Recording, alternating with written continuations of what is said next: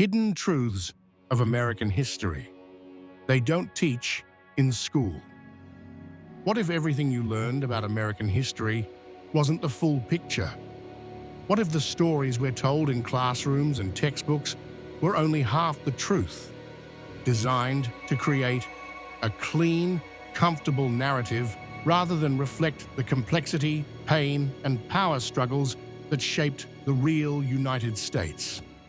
Today, we dive into the shadows of history, the events that rarely make it into school books, the facts that are inconvenient, and the uncomfortable truths that challenge what we think we know. Let's start with the story of Thanksgiving. For most Americans, it's a warm tale. Pilgrims and Native Americans sharing a peaceful meal in 1621. But the real story is darker.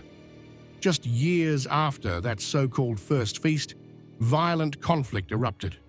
Colonists began seizing land, enslaving native people, and committing acts of brutality.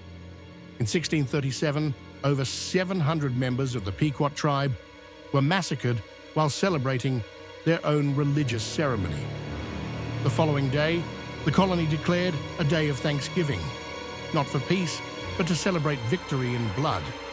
That version of the story isn't often told in schools. Next, we visit Tulsa, Oklahoma, 1921.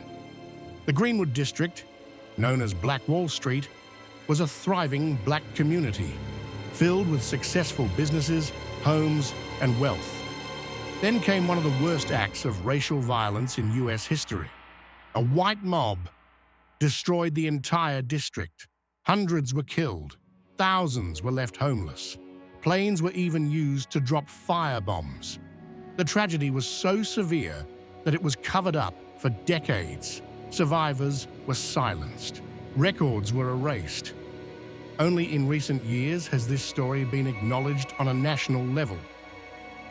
Then there's Operation Northwoods. This sounds like a Hollywood thriller, but it's a real declassified document from the 1960s. The U.S. Department of Defense proposed staging fake terrorist attacks on American soil to justify a war with Cuba. Hijacking planes, planting bombs, and even creating false casualties were on the list. Thankfully, President Kennedy rejected the plan. But the fact that it was proposed at all reveals a disturbing truth.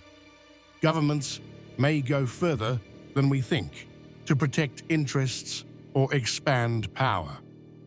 Another hidden chapter: Japanese internment camps. During World War II, over 120,000 Japanese Americans, most of them U.S. citizens, were forcibly relocated and imprisoned in camps. They lost homes, businesses, and basic rights. Not because of anything they'd done, but because of their ancestry. While the U.S. fought fascism abroad, it practiced racial injustice at home. Today, schools may mention the camps briefly, but they rarely address the trauma and long-term damage caused to entire communities. Let's talk about Christopher Columbus, celebrated every October, praised as a heroic explorer.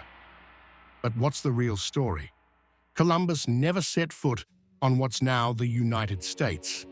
He landed in the Caribbean, where he and his men enslaved indigenous people, forced them to mine for gold, and committed horrific acts.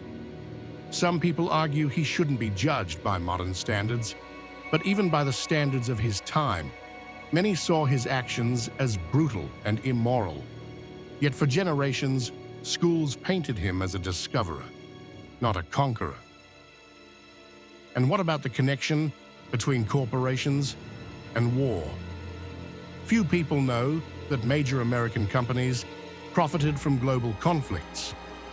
For example, IBM provided technology to Nazi Germany, used to track Jews during the Holocaust.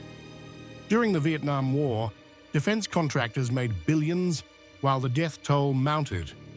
Even today, the military-industrial complex is a powerful force, one that often benefits when the country is at war.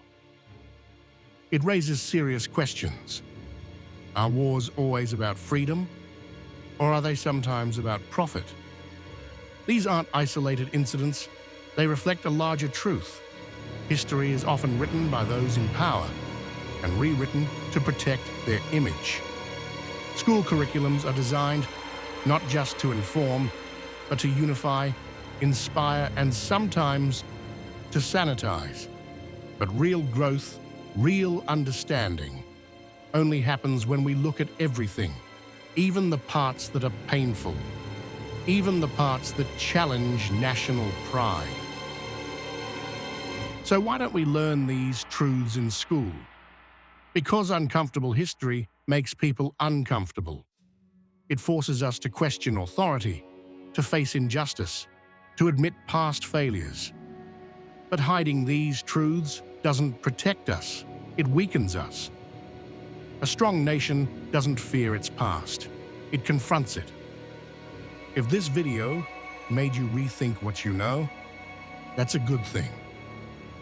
We need more curiosity, more questions, and more courage to explore what's beneath the surface. Thank you for watching, and don't forget to subscribe to Zintra for more truth-focused, thought-provoking content. Until next time, stay curious and stay informed.